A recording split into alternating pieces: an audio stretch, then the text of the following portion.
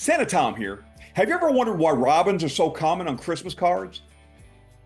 The tradition dates back to Victorian England. Postmen who wore bright red coats were nicknamed robins.